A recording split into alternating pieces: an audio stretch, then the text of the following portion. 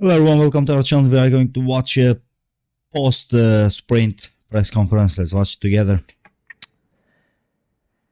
Many congratulations to the top three finishers of the F1 Sprint ahead of the FIA Formula One Qatar Grand Prix. In third place, George Russell. In second place, Lando Norris. And taking his second sprint victory here in Qatar, our winner, Oscar Piastri. Well done, Oscar. That was a very intense race for you, ending in 15 important points for McLaren. So far, so good with regards to your battle in the Constructors' Championship. Yeah, definitely. I think that was the result we wanted today. It was a bit harder work than I would have liked, but I think that was the target. Had a good start, good first corner, and then I hung on for the rest. So I think a lot of good teamwork that kept us in the game, and some things we probably want to work on for later tonight. But as far as points go, that was as good as it could have gone.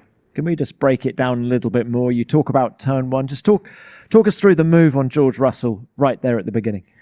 I had a good start, and then I basically got a bit of clean air on the outside and was able to just get on the throttle and drive around. It was, to be honest, there was more grip out there than I expected. A lot of the moves on the outside last year ended in tears. So, I was pretty happy that I just stayed on the track, let alone made up a spot. So, they got me into second, but the rest of the race was pretty hard work from there. A little bit more on that, if we could. Could you have kept George behind you without the DRS from Lando? I guess we'll never know is the line. It would have been tough. They're very, very quick in a straight line, very quick in the high speed. The teamwork definitely helped a lot today. Because George was very fast. And are you happy with the car? Are you going to make changes before qualifying a little bit later?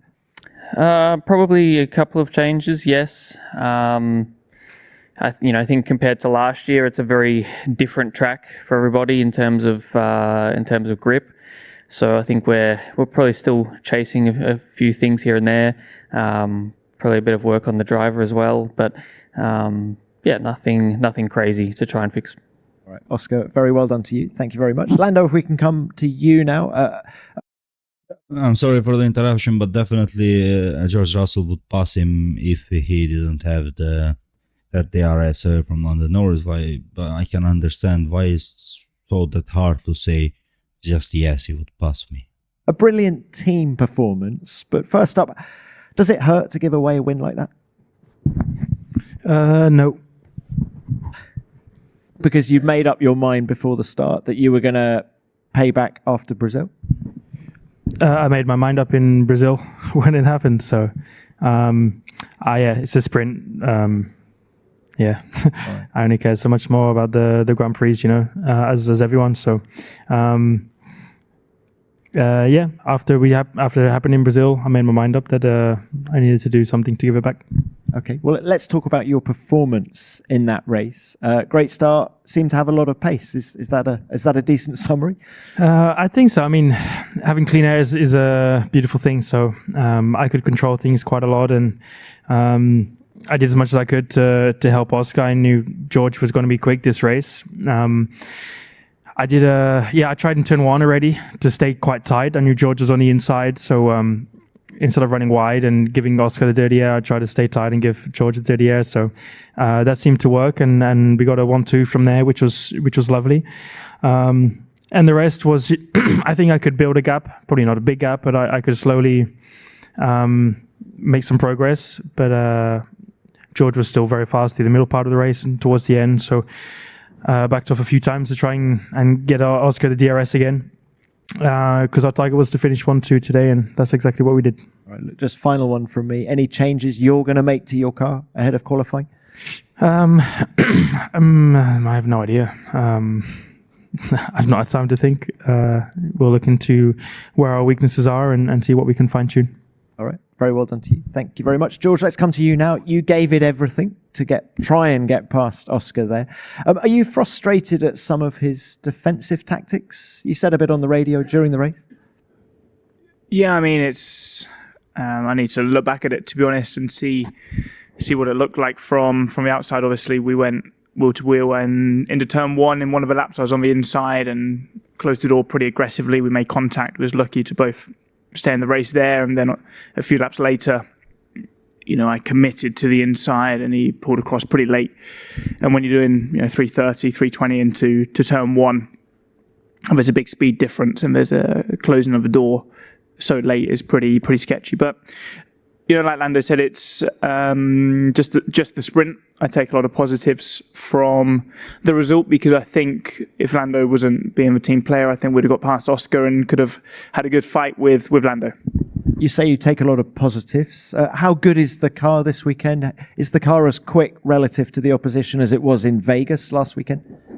Well, it definitely isn't, because in Vegas we were super dominant, and here, if you took Vegas aside, we'd be extremely pleased with the performance we're showing so far this weekend. But as we know in this sport, things change very quick, and sprint quali, sprint race has been great. It's a new session this afternoon. This is the important one, and I hope we can have a bit of a repeat of what we did yesterday. And you were in dirty air for the whole race. How did the medium tyre hold up? Yeah, it wasn't easy, to be honest. It's a very fast, demanding circuit. Definitely felt like it was dropping a bit towards the end. I saw Oscar in front struggling as well. He went off the track a few times through turn 10 and turn 5. So, it wasn't easy, but ultimately we didn't really get a chance to push it to its limit, because obviously, Lando was giving Oscar the DRS. So if we were sort of pushing a little bit more, it would have been interesting to see how the medium held. And George, are you happy with the car, or do you feel the need to make changes ahead of qualifying?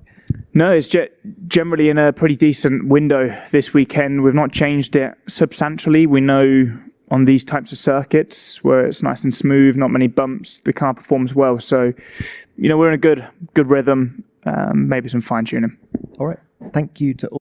I believe that they will touch the car, also Lando Norris' car and George Russell's car. They are performing very well, and I don't think they will risk themselves to touch the car, because the car is working very well, and the other thing is in the driver's seat. All three of you. Let's open this to the floor now. Name and publication, please. Yep, Alex.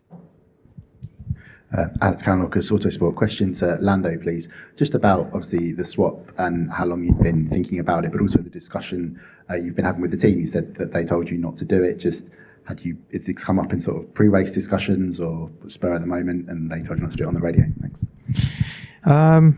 No, it wasn't something that was really discussed. I didn't have to do it if I didn't want to. I told my engineer that I would do it. So he was the main one that probably knew about it. And I told him before the race, if we have a bit of a gap on first and second, then I would try and do it. So he knew, and he was telling me not to do it, because I think the gap was to George was probably a bit too fine for their liking. But Oscar did his part in trying to help me win and win. Help me get closer to Max in the championship and give that opportunity a go. I deserve that right to have a chance, and that's how we have to work as a team when one of us has that opportunity. And I return the favor today. I don't think any of us are proud of necessarily winning a sprint race, or we're also not too unhappy on giving up a sprint race win. But we work together well as a team, and I think that's probably one of our biggest strengths over everyone is how well we work together. I don't think any other team would do such a thing and help each other as much as we've done this year for one another. And it's our strength, and we'll continue to do that. Okay, thank you, Lando. Next one, Christian, please. Christian Mehnert, motorsportmagazin.com. Question for you, George. Have you been surprised that you didn't gain that much on the straights, even when Oscar didn't have DRS? Strong tailwind, a strong headwind, high downforce, you with DRS, and you didn't gain that much? Yeah, I think also you need to remember when Oscar didn't have DRS, he was maybe only 1.1, 1.2 seconds behind Lando. So just from being in the slipstream that close, Oscar himself would have still been gaining maybe 1.5 tenths into turn one over Lando, who's in completely clean air. So, yeah, not massively surprised. It was very challenging, and ultimately the gap was just too close. Okay, thanks. Yep, another one. Sorry. Adam Cooper, F1. We've heard from George already on this, but can I ask Lando and Oscar about the driving guideline meeting on Thursday? Was that a positive discussion? Did you get the clarity that you wanted? Yeah, progress was made. It's an ongoing thing. It's not something that's finalized now and that's it, It's something that we're working with the FIA on. So it was a good step that we had the meeting in the first place. All the drivers were on board, and I think we made progress as a sport on trying to make things fairer, but also better for everyone watching. Yeah, it was a good meeting. I think any kind of discussions like that is always good in terms of building a relationship with the stewards and the race director. Like George said on Thursday, we don't need to reinvent the wheel. I think for the majority of situations, it's been good having these guidelines, and they just need a couple of tweaks or adjustments, which in racing, there's so many scenarios that you can come across, and trying to write rules for every scenario is difficult, which I think we fully acknowledge as drivers. But I think we all felt that there was a couple of things that could have been tweaked to make everyone's life a little bit easier. So I think a very productive meeting, and progress.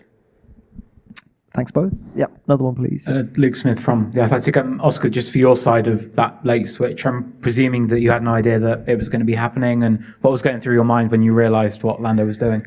I was aware it could happen. I was a bit surprised that with George half a second it did, but I was aware it was a possibility.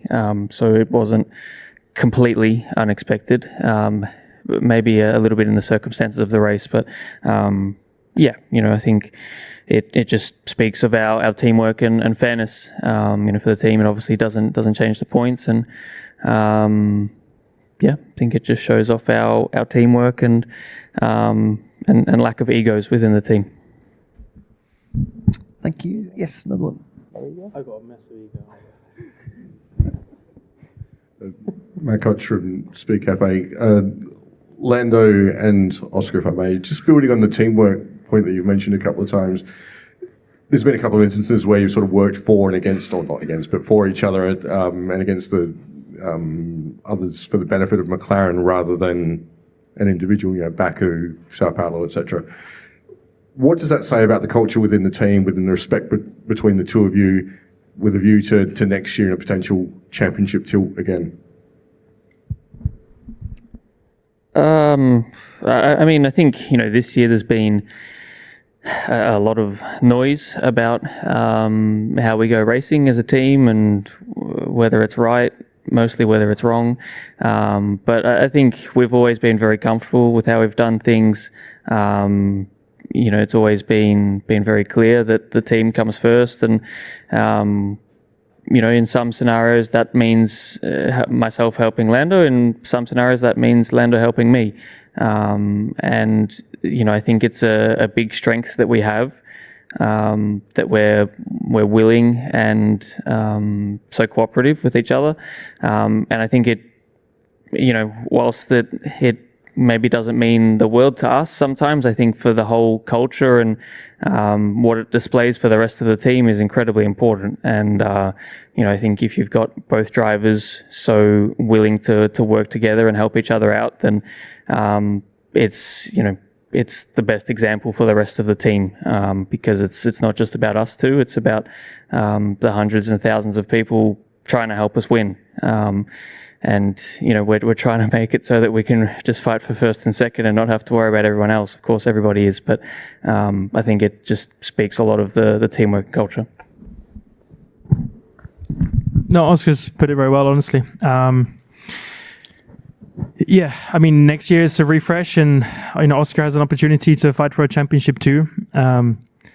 a lot of what you guys write about and talk about has been because of the championship fight, the drivers' championship fight, and that's where a lot of talk and things started. And I earned my right to have some of those privilege. Sorry. Oh, God. That's a fine. Sorry. Privileges. I earned my right by doing a good job through the whole season. To be given that opportunity, you know, I don't go around asking for it.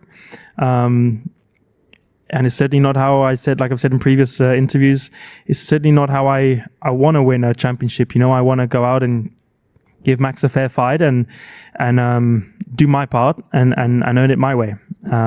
Sometimes there's inclusions, which is Oscar helping me on a couple of occasions. Everyone spoke like it was going to be every race, and we went into Baku and it was actually the opposite way around, you know. So I did a little bit there, and then Oscar helped me win in Brazil.